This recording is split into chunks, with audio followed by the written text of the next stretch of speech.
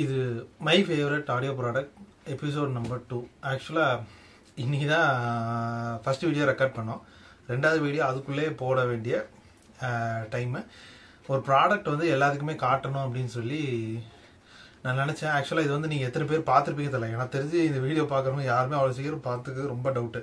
ரொம்ப ரேராக 1% 2% யாராவது ஒருத்தர் வந்து இந்த ப்ராடக்ட் வந்து பார்த்துக்கலாம். ஏன்னா நான் இந்த ப்ராடக்ட் வந்து பர்ச்சேஸ் பண்ணி கிட்டத்தட்ட 2 இயர்ஸ்க்கு மேலே ஆயிடுச்சு. எனக்கே இந்த ப்ராடக்ட் பார்க்கும்போது இப்படி ஒரு ப்ராடக்ட் போர்டில் ஆக்சுவலாக லான்ச் பண்ணியிருந்தாங்களா அப்படின்னு சொல்லி எனக்கே ஒரு டவுட் வந்து இருந்தது. அது என்ன ப்ராடக்ட் அப்படின்றத வந்து இன்னைக்கு நம்ம பார்க்கலாம்.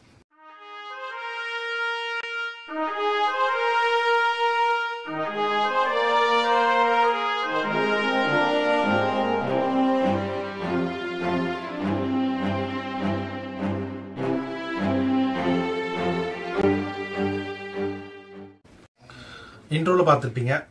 அது என்ன ப்ராடக்ட் அப்படின்னா, இங்கே இருக்கிற இந்த வயர்டு இயர்ஃபோன் தான் my favourite audio product episode number 2ல் நம்ம பேச போகிற ப்ராடக்ட்.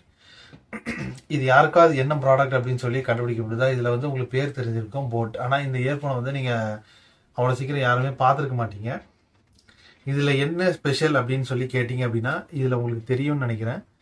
இதில் வந்து ஆட்டோ ஃபோக்கஸ் இதாகல.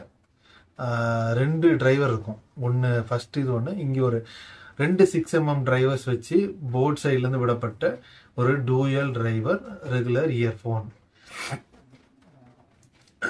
ஒரு ரெகுலர் இயர்ஃபோன்றதுனால இதை பற்றி பேசுறதுக்கு வந்து ஸ்பெக்ஷீட் அந்த அளவுக்கு பெருசாலாம் போகாது. ரொம்ப சிம்பிளாக சின்னதாக வீடியோ முடிஞ்சிடும். 2 சைட்லேயுமே 2 6mm டிரைவர்ஸ் வந்து டைனமிக் டிரைவர்ஸ் வந்து யூஸ் பண்ணியிருக்காங்க. ஒரு இனியர் மானிட்டர்ஸில் யூஸ் பண்ணுற மாதிரி ரெசின் வச்சு இதோட இந்த சைடை வந்து பில்ட் பண்ணியிருக்காங்க. பின்னாடி சைடு வந்து ஃபுல்லாகவே பிளாஸ்டிக் தான், ஆனால் ஒரு மெட்டல் ஃபினிஷ் வந்து கொடுத்துருக்காங்க. உங்களுக்கு அந்த ஷைனிங் தெரியும்னு நினைக்கிறேன். ஒரு மெட்டல் ஃபினிஷ் வந்து கொடுத்துருக்காங்க. அப்புறம் அந்த போட் ராக்கர்ஸ் மாடலில் ஒரு சில இயர்ஃபோன்ஸ்க்கு வந்து வயர் இந்த மாதிரி கொடுத்துருப்பாங்க. உள்ளே வந்து ஒரு ஒயிட் கேபிள் கொடுத்து அது மேலே ஒரு பிளாக் கலர் ஒரு வயர் கோட் ஆன மாதிரி கொடுத்துருப்பாங்க. இது வந்து நான் போட் ஏற்கனவே ஒரு 2-3 மாடலில் வந்து நான் இதை பார்த்துருக்கேன். ஆக்சுவலாக இது என்ன மாடல் அப்படின்னா, இது போட் நிர்வாணா டியூவோ அப்படின்னு சொல்லி ஒரு மாடல். இந்த நிர்வாணா சீரீஸ் வந்து அவ்வளோ பெருசாக வந்து நம்ம யாருமே கண்டுக்கிறது இல்லை. போட்டில் வந்து நிறைய மாடல் வருது. நிர்வாணா சீரீஸ்ன்றது தனியாக ஒரு அவங்க போட்டோட ப்ராடக்ட்ல வந்து ஒரு ப்ரீமியம் ப்ராடக்ட் லைனப்ஸ் அப்படின்னு சொல்லுவாங்க. அதில் வந்து வயர்டு இயர்ஃபோன்ஸ் வந்து இது வந்து ரொம்ப முன்னாடியே வந்தது. இந்த இது வந்து இதுக்கு யூஎன்ஓ அப்புறம் அயான்னு ஒரு மாடல், டியோ, மொத்தம் 3 மாடல் உண்டு. இது வந்து டியோ சீரீஸ். என்கிட்ட அயான் இருக்கும்னு நினைக்கிறேன். நான் வந்து அதுக்கும் தனியாக செப்பரேட் வீடியோ போடுறேன். ஏன்னா அதுவுமே ஒரு போட் சைடில் நிர்வாணா சீரீஸ் வந்து ஒரு நல்ல வயர்டு இயர்ஃபோன். யூஎன்ஓ மட்டும் எனக்கு கிடைக்கல. ஆனால் இது வந்து எனக்கு இது கையில் கிடச்சது. ஆக்சுவலாக இது அப்போ செல் பண்ணும்போது 1500லேருந்து 1800 வரைக்கும் சேல் பண்ணியிருக்காங்க. ஆனால் நான் இதை வந்து கடைசியாக நான் இதை பர்ச்சேஸ் பண்ணும்போது அந்த டைம் வந்து 220 ரூபா. ஏன்னா இது வந்து பாக்ஸ் எல்லாம் கிழிஞ்சு போய் பாக்ஸ்குள்ளே இருக்க கண்டென்ட் எல்லாமே தூசி அடைஞ்சு ஒரு மாதிரி நிலைமையில கடந்த இயர்ஃபோன் இது. நான் பர்ச்சேஸ் பண்ண போகும்போது அவங்க பாக்ஸ் ஓப்பன் பண்ணி பார்த்துட்டு இது ஒர்க்கிங் கண்டிஷன் இல்லை அப்படின்னு சொல்லி சொன்னாங்க. ஆனால் நான் எடுத்து இதை யூஸ் பண்ணி பார்க்கும்போது இது நல்லா ஒர்க் ஆச்சு. அதனால எனக்கு பாக்ஸ் வேண்டாம், நான் இயர்ஃபோன் மட்டும் எடுத்துக்கிறேன் அப்படின்னு சொல்லி இதை எடுத்துகிட்டு வந்தேன். ஆனால் அவங்க சொல்லி தான் கொடுத்தாங்க, இதுக்கு வந்து வாரண்டி கிளைம் பண்ண முடியாது, இதுக்கு வாரண்டி வராதுன்னு சொல்லி ஏற்கனவே சொல்லிட்டாங்க அப்படின்னு சொல்லிட்டாங்க. இதை பற்றி பெருசாக எந்த வீடியோவுமே யூடியூப்ல இல்லை. ஒரு சில வீடியோ தென்படும், ஆனால் யாருமே இது வரைக்கும் இதுக்கு ஒரு வீடியோ போட்டதே கிடையாது. அப்புறம் இதில் எண்டில் வந்து ஒரு எல் ஷேப் கனெக்டர் கொண்டு கொடுத்துருக்காங்க, கோல்டு பிளேட்டட். கேபிள் குவாலிட்டியெல்லாம் நல்லா இருக்குது. ஒரு மல்டி ஃபங்க்ஷன் பட்டன் கொடுத்துருக்காங்க. இது உங்களுக்கு நல்லா தெரியும்னு நினைக்கிறேன். ஒரு சிங்கிள் பட்டன், கால் பிக்கப் பண்ணுறதுக்கு, கால் கட் பண்ணுறதுக்கு, ப்ளே பாஸ் பண்ணுறதுக்குன்னு சொல்லி ஒரு பட்டன் கொடுத்துருக்காங்க. பில்டு குவாலிட்டி எல்லாமே நல்லா இருக்குது. சவுண்ட் சிக்னேச்சர் அப்படின்னு சொல்லி இந்த இயர்ஃபோனில் என்ன அப்படி பெருசாக சொல்லலாம் அப்படின்னு பார்த்தீங்கன்னா, ஒரு என்ன சொல்கிறது, ஒரு வார்மாக ஒரு பேஸ் ஃபோக்கஸ்டு இயர்ஃபோன்ஸ் மாதிரி தான் இதை வந்து ரெடி பண்ணியிருக்காங்க. ஏன்னா போட் எப்பயுமே இந்த பேஸை மட்டும் விடவே மாட்டாங்க. நான் இதை ஃபர்ஸ்ட் பார்க்கும்போது 2 இயர்ஃபோன் நம்ம ஏதோ புதுசாக டியூன் பண்ணியிருப்பாங்க அப்படின்னு தான் நினச்சேன். ஆனால் ரொம்ப பேஸ் ஃபோக்கஸ்டாக போயிருந்தாலுமே இந்த சவுண்ட் வந்து கொஞ்சம் ரொம்ப ரிலாக்ஸிங்காக இருக்கும். டீட்டெயிலிங் எல்லாம் யாராவது ரொம்ப டீட்டெயில்ஸ் எல்லாம் எதிர்பார்க்கணும், டூயல் டிரைவர்ஸில் டீட்டெயில்ஸ் அது இதுலாம் அப்படிலாம் வந்தீங்க அப்படின்னா இதெல்லாம் ஒன்றும் இதெல்லாம் அந்த மாதிரி இதுக்கெல்லாம் வராது. இது இப்போ எங்கே தேடுனா கிடைக்கும். ஆனால் அது தேடி பிடிக்கிறதுக்குள்ள போதும்போது நான் ஏதாவது 1-2 கடையில் யாருன்னா இந்த மாதிரி பழைய ஸ்டாக் வச்சிருக்கலாம். சவுண்ட் வந்து ரொம்ப நல்லாவே இருந்தது. எப்படி சொல்றதுன்னா அப்போ ஒரு 1000 ரூபா 1800 ப்ரைஸுக்கு நல்லா இருக்கும். ஆனால் இப்போ உள்ள ப்ரைஸ் கேட்டகரியில் இது ஈஸியாக அடிச்சு தூக்கி சாப்பிட்டு போயிட்டே இருக்கும் நிறைய ஃபோன்ஸ் அந்த ப்ரைஸ் செக்மெண்ட்டில் உள்ளது. அப்போ ஒரு 2-3 இயர்ஸ்க்கு முன்னாடி வந்து அப்போ அந்த நிலைமையில வச்சு பார்த்தோம் அப்படின்னா சவுண்ட் குவாலிட்டி நல்லாயிருக்கும். இப்போ அதே இதில் ஒரு 400-500 இயர்ஃபோன்ஸ் எல்லாம் இப்போ வரதெல்லாம் தூக்கி சாப்பிட்டு போயிட்டே இருக்கும். ஆனால் நல்லா இருக்கும். ஆனால் கேட்கறதுக்கு வந்து ஒரு மாதிரி எப்படி சொல்றது, ஒரு பழைய இது ஒரு 2-3 இயர்ஸ்க்கு முன்னாடி ஒரு டியூனிங்லாம் பண்ணியிருந்தாங்கன்னா எப்படி இருந்திருக்கும் அந்த மாதிரி.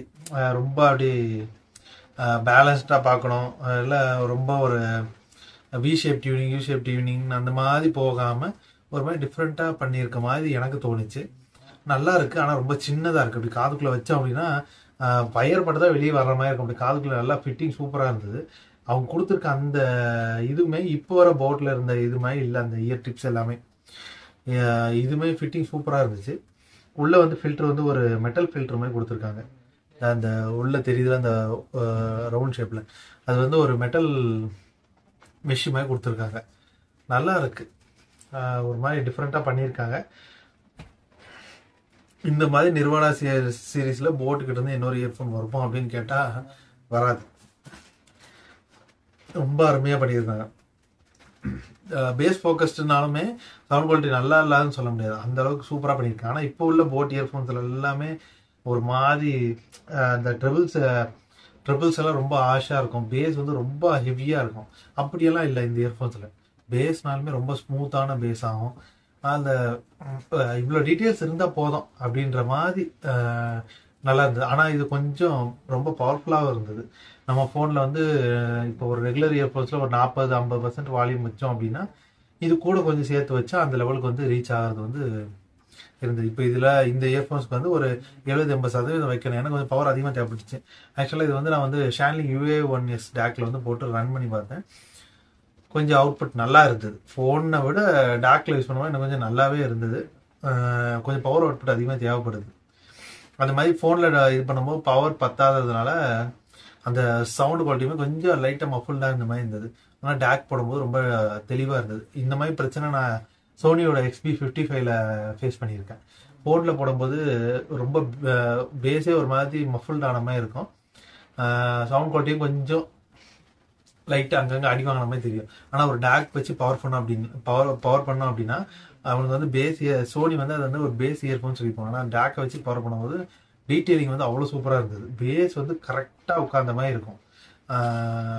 அதே மாதிரி தான் இதுலேயும் நம்ம ஃபோனில் ரன் பண்ணும்போது கொஞ்சம் திணறின மாதிரி இருந்து, ஆனால் ஒரு டேக் யூஸ் பண்ணும்போது இதோட சவுண்ட் குவாலிட்டி வந்து ரொம்ப அற்புதமாக இருந்தது. எல்லாருமே டேக் வாங்கி போட்டு யூஸ் பண்ணுவாங்க அப்படின்னு கேட்டால் அப்படி யூஸ் பண்ண மாட்டாங்க. ஆனால் டேக் இருக்கவங்க டேக் யூஸ் பண்ணி பார்த்தீங்கன்னா டேக்கை வச்சு யூஸ் பண்ணிங்கன்னா இது வந்து ஒரு நல்ல இயர்ஃபோன் தான்.